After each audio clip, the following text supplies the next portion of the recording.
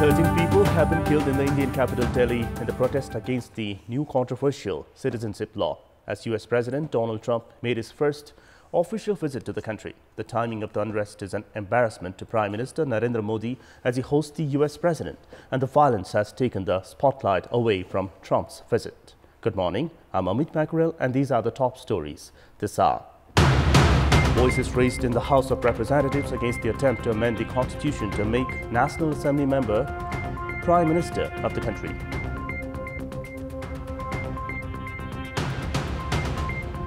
Education Ministry prepares to make secondary education examination question papers easier to facilitate the promotion of students to higher grades.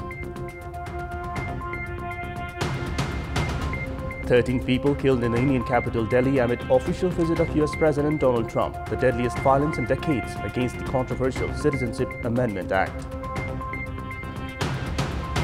And Bayern Munich secures a spectacular 3-0 win against Chelsea in the Champions League. Barcelona settles with Napoli with a 1-1 draw.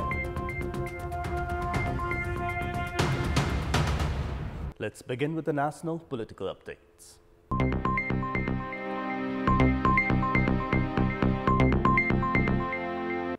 Lawmakers from various parties have protested against the step by the ruling Nepal Communist Party for the feasibility of the amendment of the Constitution provision that would pave way for party Vice Chairman Bamdev Khotam to become the Prime Minister after being appointed as a member of the National Assembly.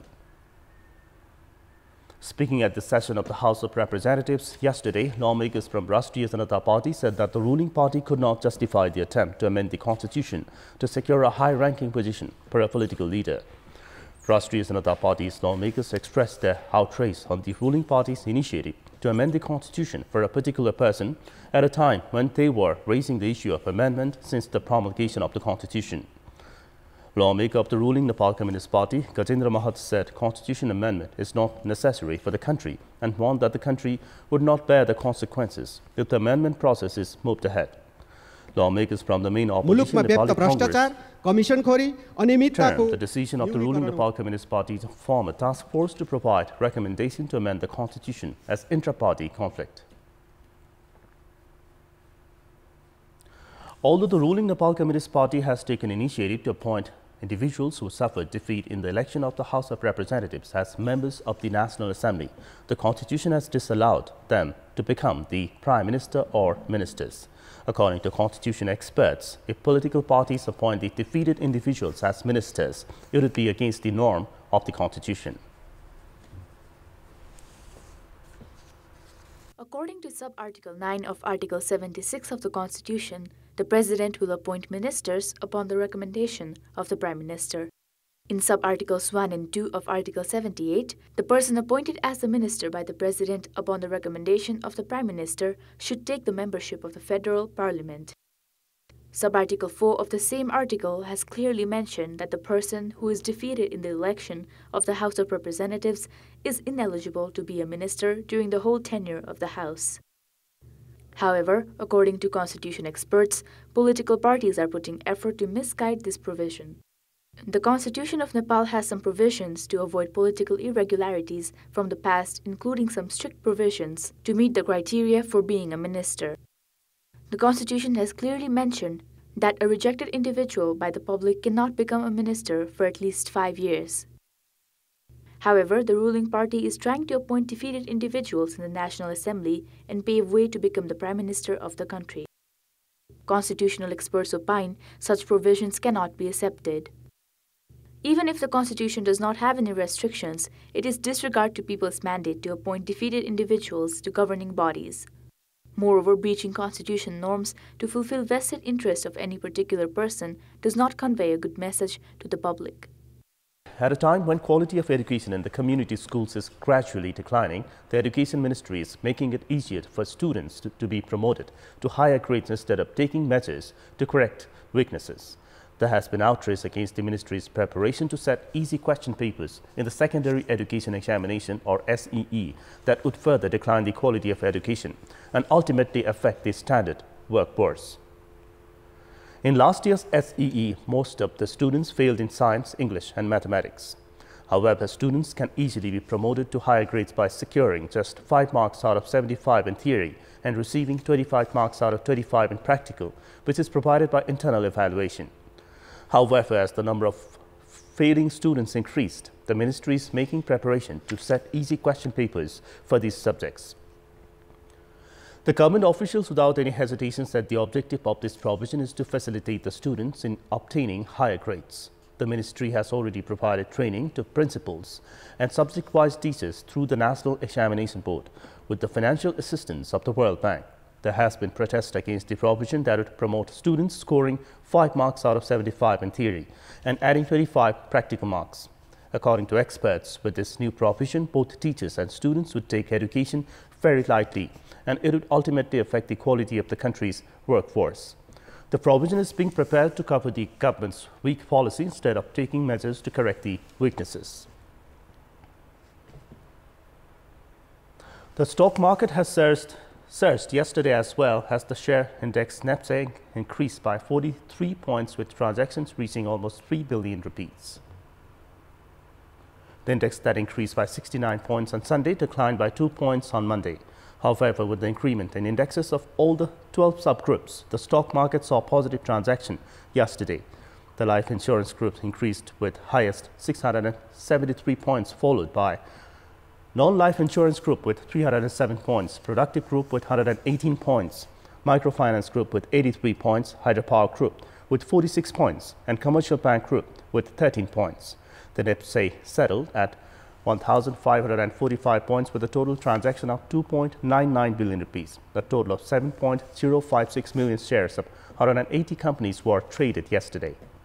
On Monday, the total transaction had reached 3.41 billion rupees. In our public voice segment, we asked the residents of Surkhet district what kind of initiatives should the provincial government take in order to implement the Chief Minister Employment Program. Let's take a look at what they had to say. Public voice. जनताले छानेको योजना जनताको आवश्यकताको योजना बनाइदिने भने चाहिँ काम प्रभावी हुन्छ। Scientific agriculture त्यसरी गरायो भने चाहिँ सायद युवालाई पनि राम्रो हुन्छ, देशलाई पनि राम्रो हुन्छ र यो हामी सबैलाई नै राम्रो हुन्छ। कृषि कार्यक्रमहरु ल्याउन एकदम जरुरी छ र कर्णाली प्रदेश पर्यटकीय क्षेत्रमा पनि एकदम सम्भावना बोकेको प्रदेश हो।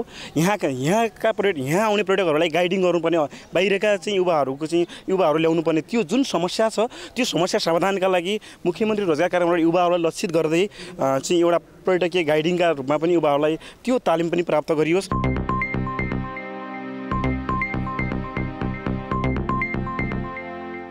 It's time now for our segment Public Pulse, where you text us with your opinion. Public Pulse.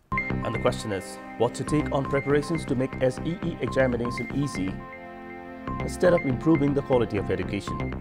And options are A, to hide weaknesses, B, pressure from donors, and C, consequences of weak leadership. The voting is on. Type NDWS, select your option A via CM 7234001 to share your opinion with us. Now the sports update. Sports news. German club Bayern Munich has defeated English club Chelsea 3-0 in the first leg quarter-final match of Champions League held last night. In the match held at Chelsea's home ground, Stamford Bridge, Serge Gnabry scored a brace in the 51st and 54th minutes. Likewise, Robert Lewandowski scored the third goal for Bayern Munich in the 76th minute to seal the first leg match 3-0 for Bayern.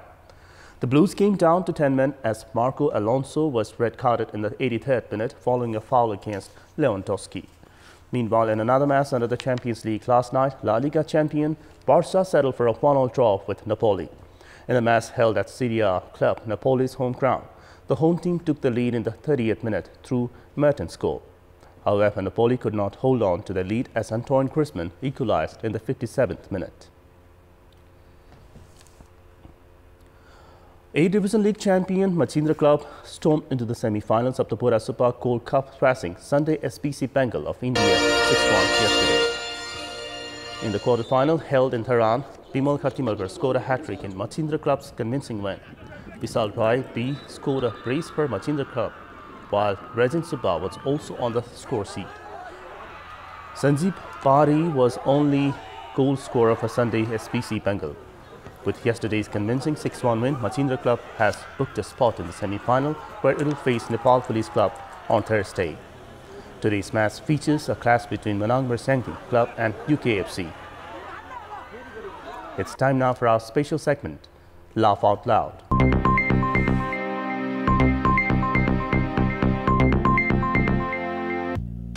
The Nepalese politics last week turned out to be quite eventful with some dramatic developments. Former Speaker Krishna Bahadur Mahra was given a clean chit on rape allegation charges last Sunday. The circumstances that led to the acquittal itself was highly surprising as the district court cited what it said lack of evidence against the rape-accused Mahra. A few days later, that was on Thursday, there was more drama in store, albeit in an entirely different case. The social media was abuzz since early morning on Thursday with the audio tape scandal where the government's sitting minister Gokul Baskota was heard bargaining commission worth millions of rupees for the procurement of security printing press. Interestingly, the KP Sharma Oli-led government had made a provision for evaluating the performance of the government ministries. And ironically, the evaluation index shows the highest points for the ministry led by the sacked minister Gokul Baskota. To add to it, the outgoing minister was the most trusted aide of Premier Oli, who just days before the audio tape scandal publicly proclaimed Baskota as his cabinet's best performing minister. As it is often said in sports and politics, how quickly does the apple cart turn? This is Amar Singh Pradhan for Laugh Out Loud and Kantipur News Desk.